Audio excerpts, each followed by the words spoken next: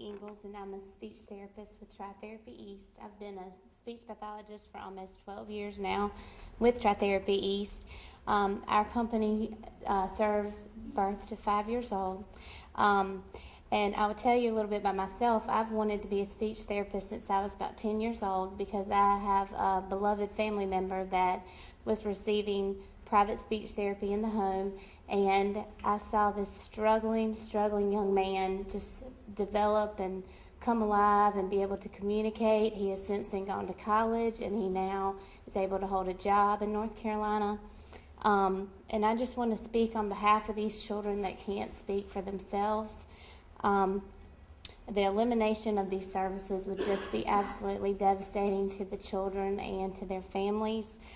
These children would live in a world of just misunderstanding and frustration. You see that just almost the anger building up inside them because they can't communicate, and their parents, just the despair all over their face because they can't even talk to their own child. And you come in and you work with these children and you see progress, and the parents are just, it's almost like this families just come to life because of these services that we provide. And I can't even imagine what, this would just wreak havoc on our school systems if all these children were coming in with no early intervention services. I just don't even know what they would do with all these children. They would not receive the proper therapy and services that they need. It'd be mostly probably in groups where we can come in and do one-on-one direct therapy. We can do, parent training, where they will not receive that in the school system. And speech therapy is such a broad service. I mean, it ranges from language and articulation to feeding and swallowing and just actually just interaction and socialization that these children would not have.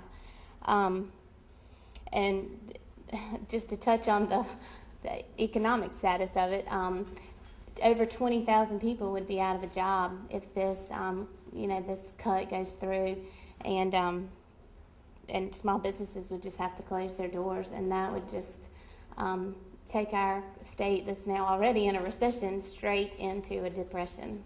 So that's all.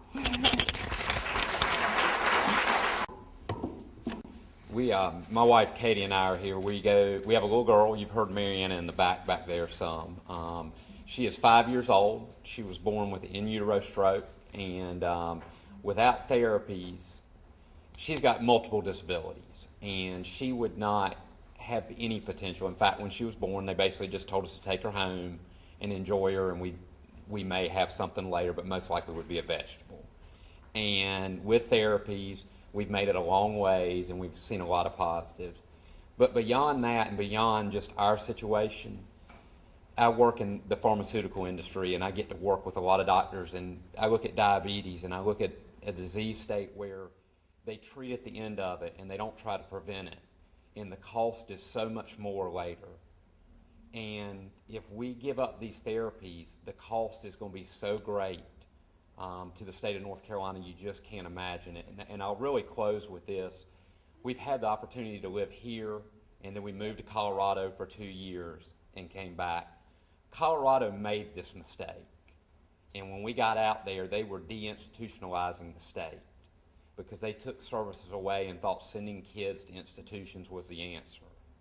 What they found out was the cost was tenfold of what it is to do therapies and take care of the children the way they should be. So as legislatures, if you decide to do this, the cost is going to be enormous. And I'll close with one thing, and this is true. If you think there's a mother that you want to deal with as a legislature, you pass this, because I guarantee you when it's election time, every one of them will be sitting on your doorstep asking someone else to represent them. So just remember that when you do that.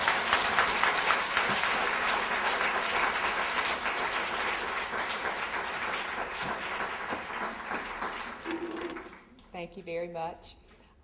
Jennifer Hudson is our last one, unless there's is there anyone else that we have forgotten that would like to speak?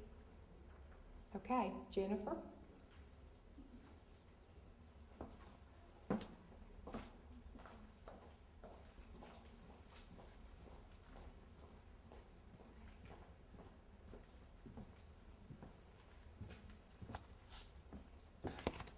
Yeah, I get to be the last one. I'm really sorry that I have to be here. I never thought I'd have to defend my job. I used to receive speech therapy. I hope you can't tell that. Now I am one, a speech therapist, and I work, just like most of you, with early intervention. And I sat here tonight and I thought, gosh, what am I going to say to these people? These are the people who can make it or break it. So I do a lot of praying these days, and I decided that the best thing for me to do is to read the letter that has so much heart in it. This is the letter that I wrote when all this stuff first started happening.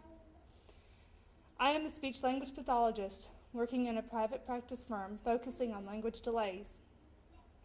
Quite often, these children have global delays requiring occupational therapy, physical therapy, and play therapy, CBRS, community-based recreational services, to improve development.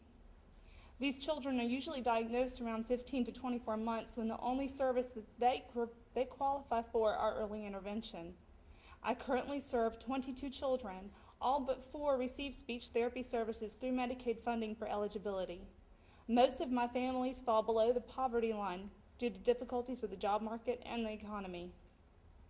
These families are able to get their needs met through Medicaid services. Can you imagine barely having enough money for your family and then having a child, a toddler, who cannot speak, color, paint, or walk? This is the picture that represents most of my families.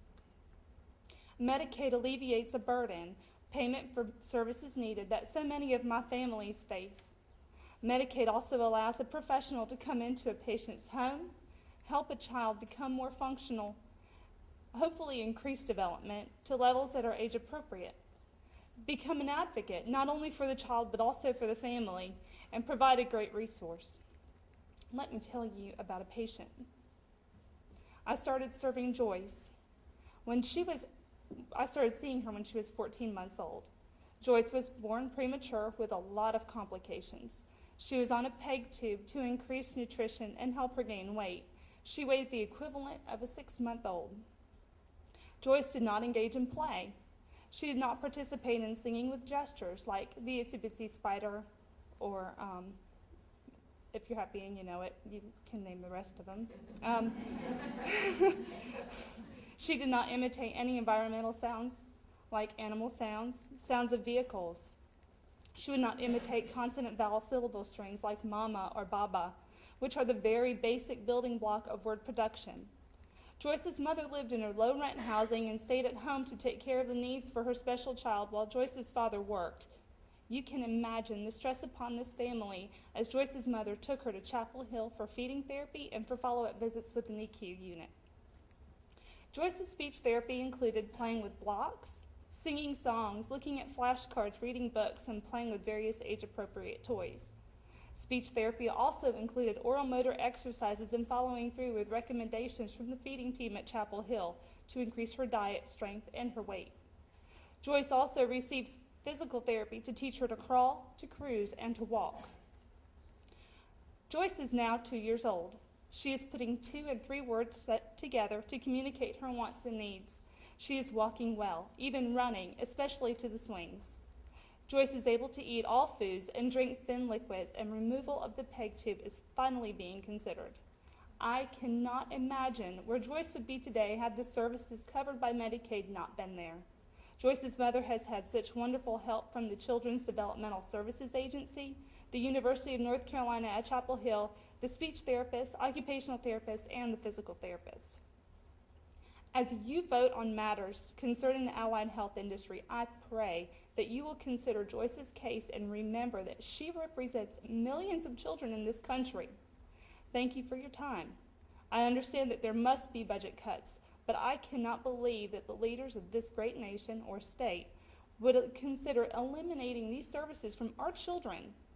The overall cost of early intervention is minimal considering the costs that would arise if we did not step in.